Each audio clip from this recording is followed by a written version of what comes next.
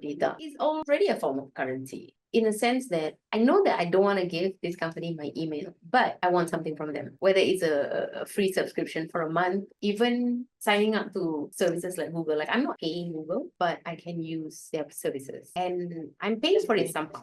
I just don't know how I'm paying it. Someone was doing a study and they were saying that they're trying to figure out a way how to feed us ads as we sleep. As we're sleeping, it's this thing that will help us dream of the ads. At the same time, they're trying to make money off your sleep, which is, it's too much. This kind of thing is just too much.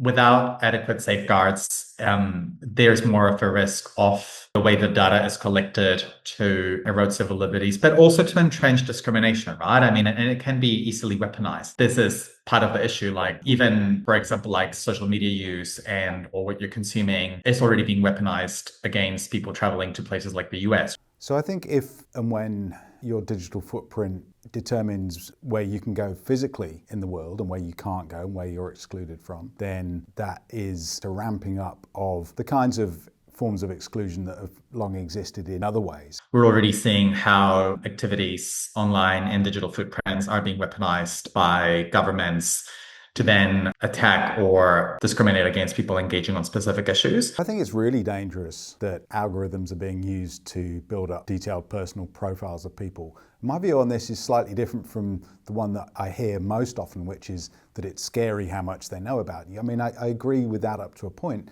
I think what's more scary is that they think they know more about you than they really do. I think a lot of those profiles that are built up of people are erroneous, they're biased, they're based on ill-informed judgments. 10 years ago, I worked on this project where it's like for a safer Singapore. And the tech that they were testing was to preempt crime before crime happens. We have cameras everywhere.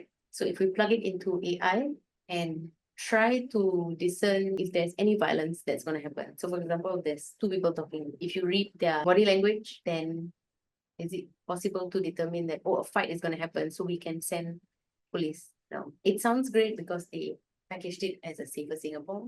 But then if that actually happens, then, not whatever that is not a crime, you can actually be, I don't know, with movies like Black Mirror and things like that, where they talk about the dystopian world, there's a little part of me going, don't give people ideas. I don't know whether you've watched the show, but it's called The Handmaid's Tale. That is messed up on its own, but actually if you really think about it, you're like, it's not impossible. Like, it's not that far away because you can genuinely see some countries already trying to apply it. I feel the movies are giving people too many ideas. My concern going forward would be that, for example, people who have a digital footprint of having engaged with or searched specific issues in relationship to a genocide could then be deported, for example, if those countries deem that to be a national security issue. And I have concerns that obviously then tech giants would be then collaborating with governments to erode civil liberties by sharing some of that information without users understanding, how their engagement with big tech companies and the platforms that they create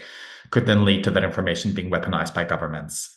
With movies like Black Mirror and things like that, where they talk about the dystopian world, there's a little part of me going, don't give people ideas. I don't know whether you've watched the show, but it's called The Handmaid's Tale. That is messed up on its own, but actually if you really think about it, you're like, it's not impossible. Like, it's not that far away because you can genuinely see some countries already trying to apply it. I feel the movies are giving people too many ideas. There's a real risk that we will be looking back in 10, 20 years' time and seeing a real problem with DNA-based data being misused and used in all sorts of ways that were not originally intended. Your data generally is priceless. I'm not just talking about your digital footprint. I'm not talking about your address or your name. People do DNA and heritage testing so commonly now, but they don't realize that it's your DNA. People can do anything they want to your DNA. The DNA company, a couple of months ago, they went bankrupt. If you actually think about it, everyone who is sending their DNA, then like, what's going to happen? They're going to sell your DNA. It would be some form of currency, some way, somehow. Just give like the scammers, hackers, whatever they are, like enough, or the government enough time, they'll figure the shit out. I'm like, some bio warfare. I'm like, eventually you're all gonna drop dead because they did some bio warfare thing with your DNA, and the rest of us who didn't get tested will be like, what's happening?